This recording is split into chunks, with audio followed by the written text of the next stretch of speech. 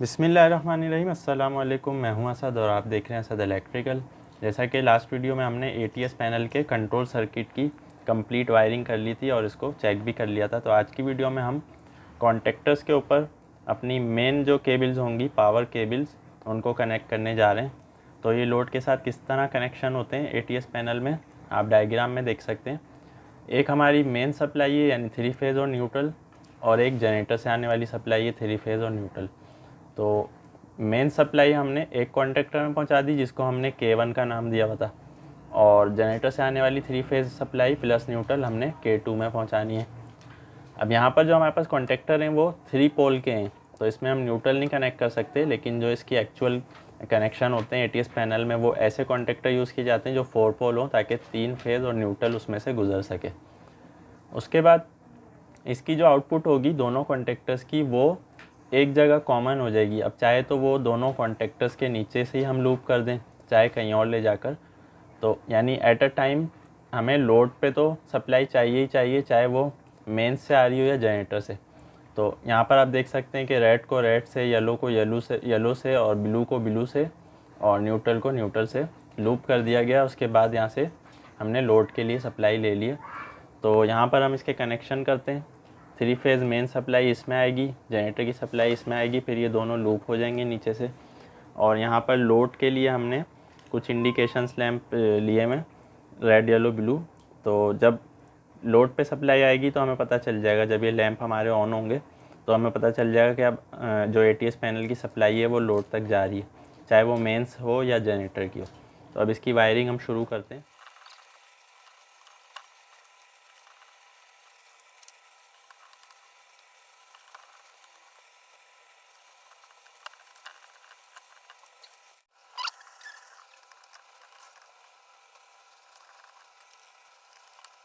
तो यहाँ पर आप देख सकते हैं कि रेड येलो ब्लू 3 फेज़ की मेन सप्लाई आ गई, red yellow blue 3 phase generator की सप्लाई आ गई।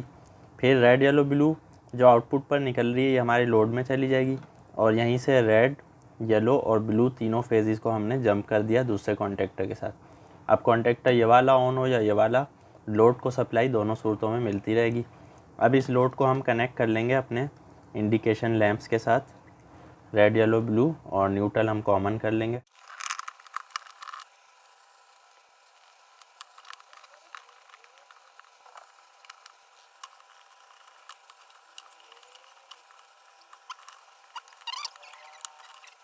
तो यहाँ पर आप देख सकते हैं कि कॉन्टेक्टर्स की आउटपुट जो 3 फेज़ सप्लाई आ रही थी रेड येलो ब्लू, वो हमने तीनों लैंप्स से कनेक्ट कर दी और इनका जो न्यूट्रल है वो कॉमन करके यहाँ ले लिया।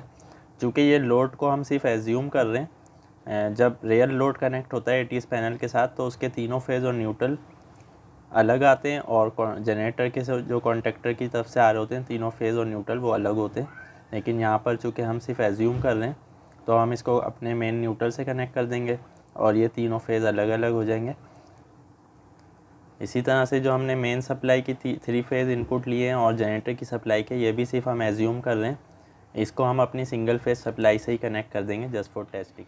तो अब हमारी जो पावर वायरिंग है वो कंप्लीट हो चुकी है, यानी कि लोड के साथ हमने कनेक्ट कर दिया अपनी मेन सप्लाई को और जनरेटर की सप्लाई को उनकी सोर्स के साथ कनेक्ट कर दिया है। अब हम दोबारा से इस सर्किट को स्टार्ट करेंगे। अभी हमने दोनों एमसीबी ऑफ़ किए हुए हैं, यानी मेन सप्लाई का भी और जनरेटर का भी। अब सबसे पहले हम मेन एमसीबी को ऑन करते हैं।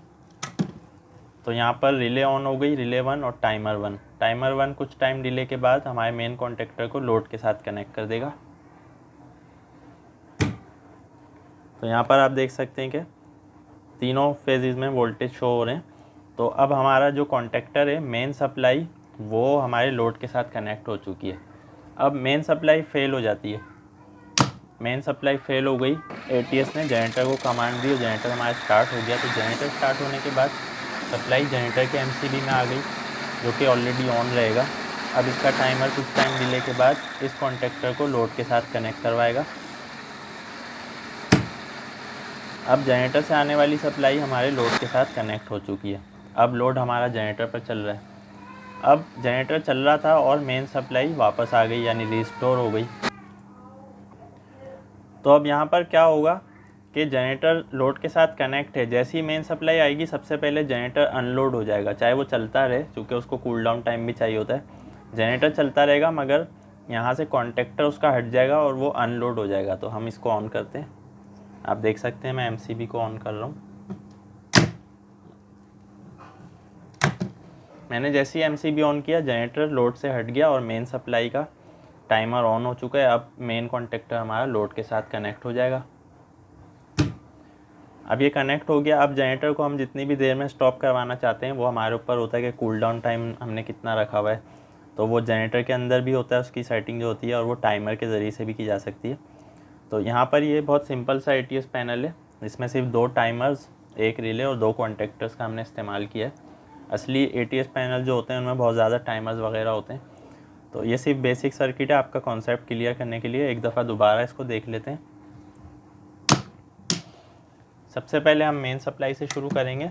मेन सप्लाई आती है तो टाइमर कुछ टाइम डिले के बाद पहले उसको चेक कर लेता है कि वोल्टेज वगैरह प्रॉपर है। उसके बाद हमारा मेन कॉन्टेक्टर ऑन हो जाता है और वो लोड के साथ कनेक्ट हो जाता है क्योंकि केबल्स ऑलरेडी लगी हुई हैं।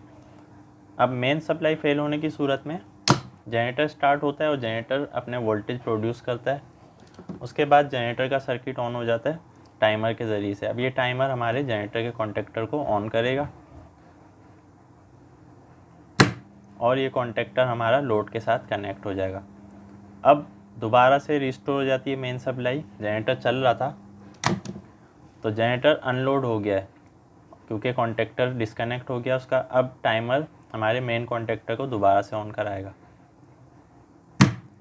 तो ये बेसिकली इंटरलॉकिंग होती है, यानी एक कॉन्टेक्टर एक वक्त में ही ऑन होगा, दोनों कभी भी नहीं ऑन होंगे, क्योंकि अगर दोनों इनकेस एनर्जाइज हो जाते हैं तो दोनों सप्लाई जो मेंस और जनरेटर से आ रही है वो यहाँ पर लूप हुई हुई है, तो यहाँ शॉर्ट सर्किट हो जाएगा। तो इनकी एक मैकेनिकल इंटरलॉकिंग होती है जो दोनों कॉन्टेक्टर के दरमियान में लगती है, और ये इलेक्ट्रिकल इंटरलॉकिंग है। आप देख रहे हैं इसके NC से होकर इसकी कॉइल में सप्लाई जा रही है और इसके NC से इसकी कॉइल में, तो ये इलेक्ट्रिकली इंटरलॉकिंग है। तो ATS पैनल की जो हमारी सर्किट कंट्रोल सर्किट की वायरिंग थी और पावर सर्किट की वायरिंग थी वो आज की वीडियो में कंप्लीट हो चुकी है। फिर भी आपका कोई क्वेश्चन या कन्फ्यूजन है आप कमेंट में पूछ सकते हैं। इंशाल्लाह नेक्स्ट वीडियो में किसी नए टॉपिक के साथ आएंगे। जब तक के लिए इजाज़त दीजिए। अल्लाह हाफिज़।